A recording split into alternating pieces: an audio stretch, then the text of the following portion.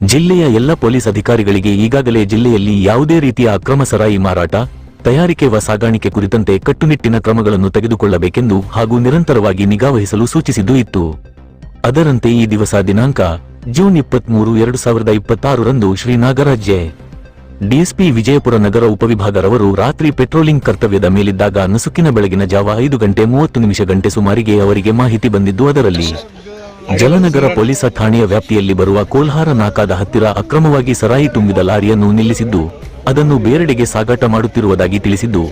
ಆಗ ಡಿಎಸ್ಪಿ ರವರು ಜಲನಗರ ಠಾಣೆಯ ಸಿಬ್ಬಂದಿ ಜನರೊಂದಿಗೆ ಕೂಡಿ ವಿಜಯಪುರ ಶಹರದ ಕೋಲ್ಹಾರ ನಾಕಾದ ಹತ್ತಿರ ಸ್ಥಳಕ್ಕೆ ಬಂದು ಪರಿಶೀಲಿಸಲಾಗಿ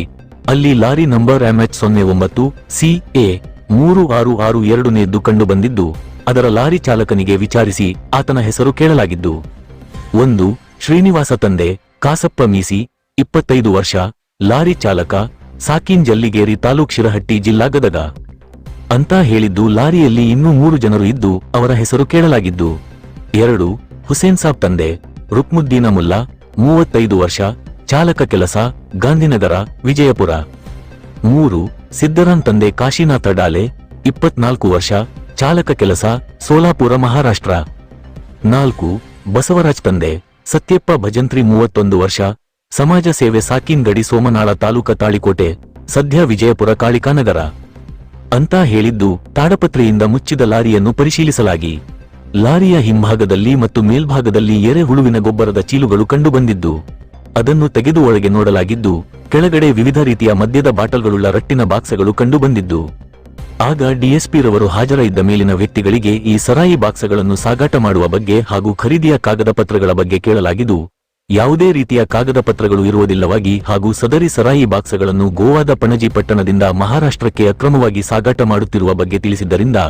ಡಿಎಸ್ಪಿ ರವರು ಮುಂದಿನ ಕಾನೂನು ಕ್ರಮ ಕುರಿತು ಪಂಚರ ಸಮಕ್ಷಮ ಪಂಚನಾಮವನ್ನು ಕೈಕೊಂಡು ಸರಾಯಿ ಹಾಗೂ ಇತರೆ ವಸ್ತುಗಳನ್ನು ವಶಪಡಿಸಿಕೊಂಡಿದ್ದು ಇರುತ್ತದೆ.